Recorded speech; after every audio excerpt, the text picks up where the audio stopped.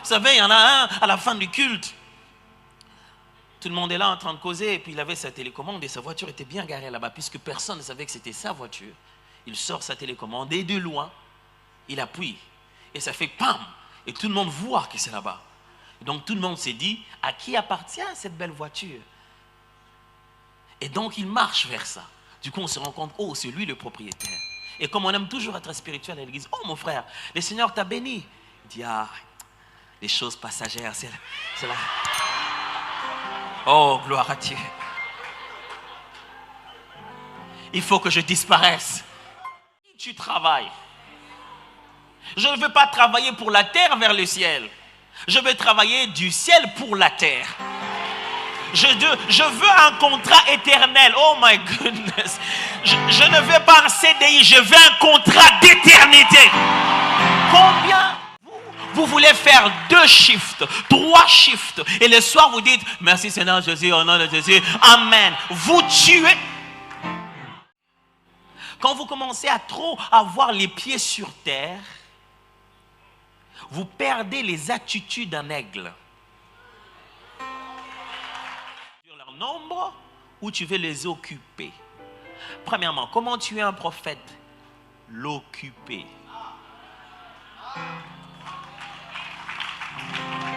Si vous n'êtes toujours pas abonné à cette chaîne, abonnez-vous s'il vous plaît la famille.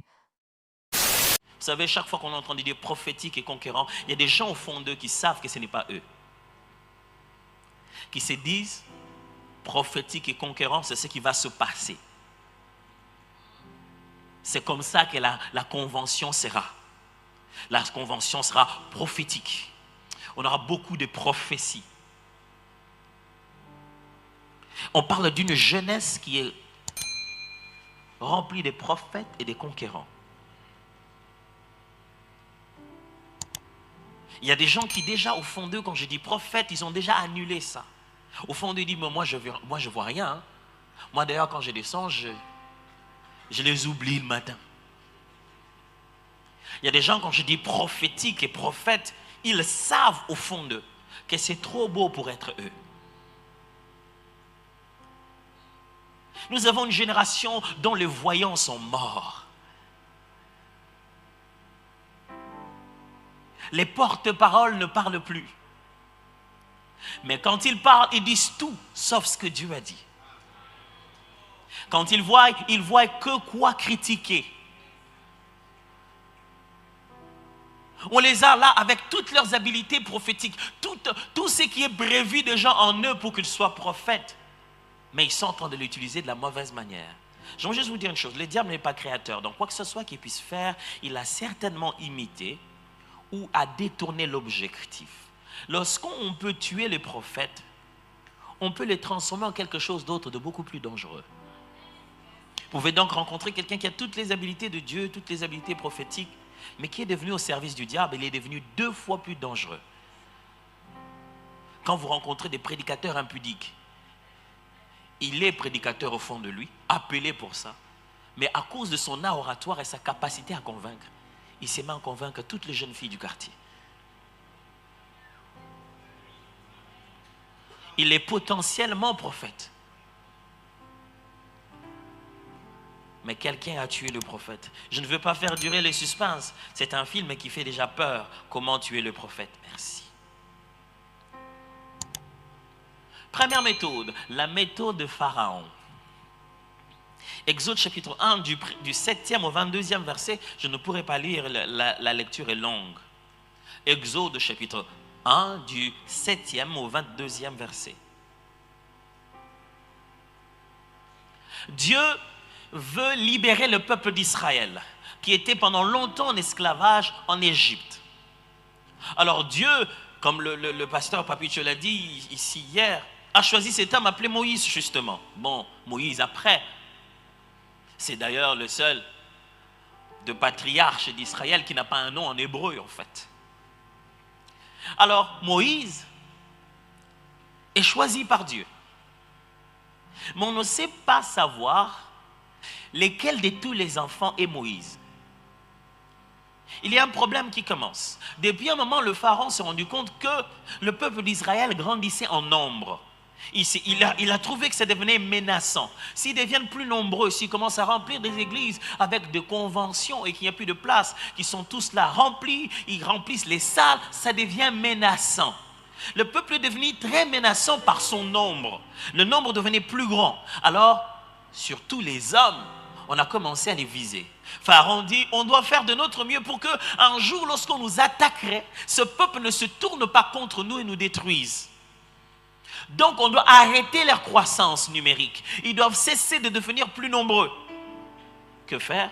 Puisque ceux qui sont déjà forts peuvent se défendre, tuons le plus jeune.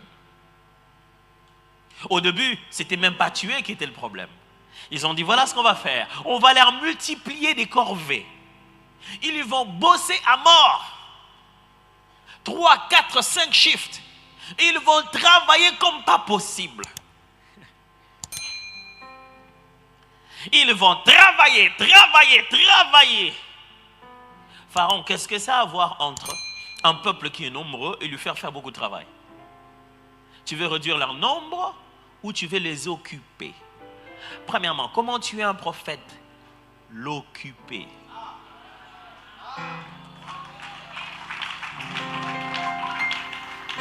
Quand vous commencez à être submergé de travail, quand vous commencez à trop avoir les pieds sur terre, vous perdez les attitudes d'un aigle.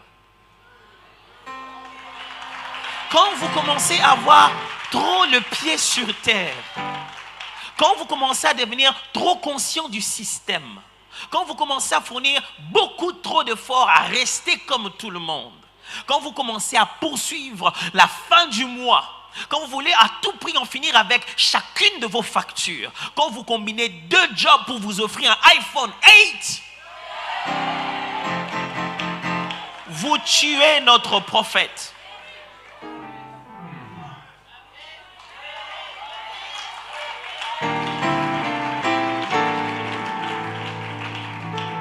Vous ne travaillez pas dans ce McDo pour gagner de l'argent. Vous travaillez dans ce McDo pour dire à Simon qu'il est Pierre.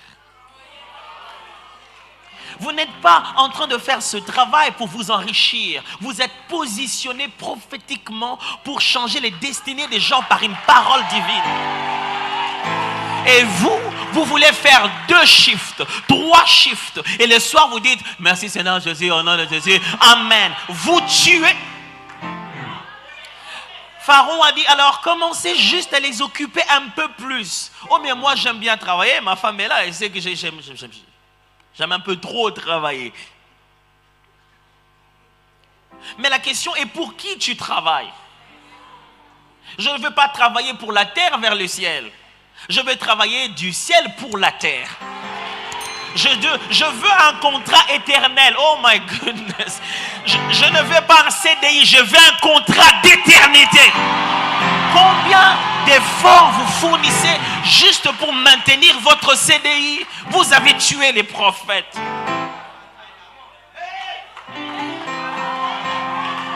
Mettez-les à la course de Mastercard, mettez à la course du crédit, mettez à la course d'avoir juste une plus grosse voiture. Il y a des gens qui ont quitté un crédit pour un autre, pour une plus grosse voiture, pendant qu'ils l'ont seul.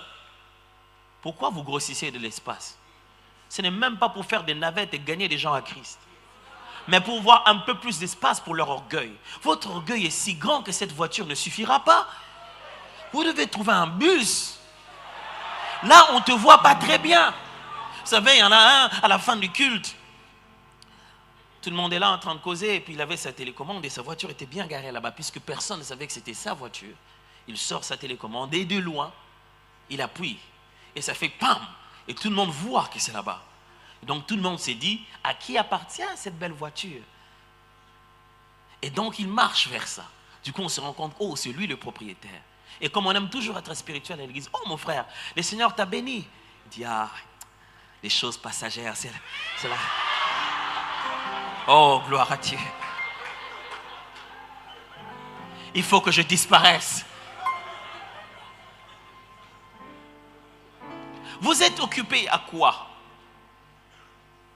Je me suis toujours posé la question, combien de temps prennent les gens qui écrivent des WhatsApp qui, quand vous cliquez dessus, c'est écrit encore en bas, read more. Et tu cliques encore et c'est écrit, read some more.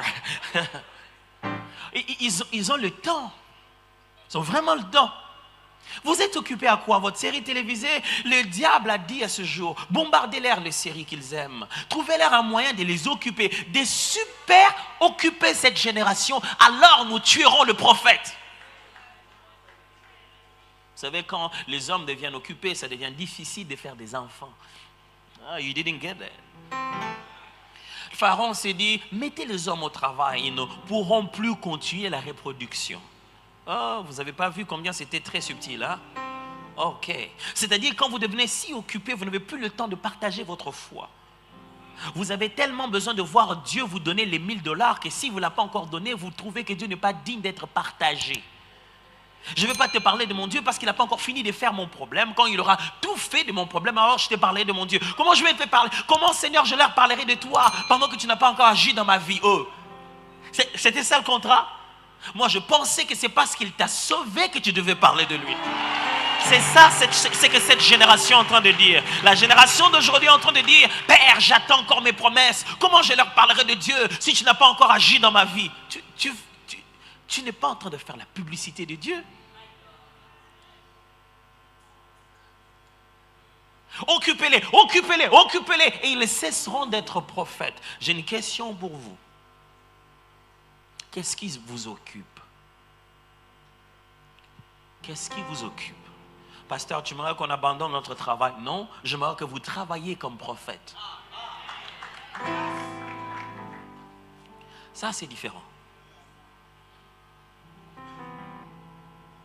Vous êtes tellement occupé que c'est devenu une punition. Vous êtes tellement occupé que quand vous êtes le soir, vous ne pouvez même pas parler avec Dieu. Vous êtes tellement occupé que vous passez votre vie entre les métros. Premier symptôme d'une société hyper occupée. Les hommes et les femmes se rencontrent dans des sites de rencontres. Online. Pourquoi? Il n'y a nulle part où se rencontrer.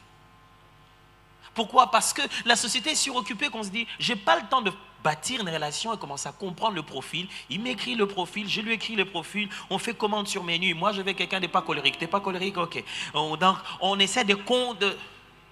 Les gens n'ont pas le temps de se rencontrer. N'ont pas le temps de bâtir une vraie relation. Vous êtes occupé à quoi? C'est ce qui est en train de tuer le prophète.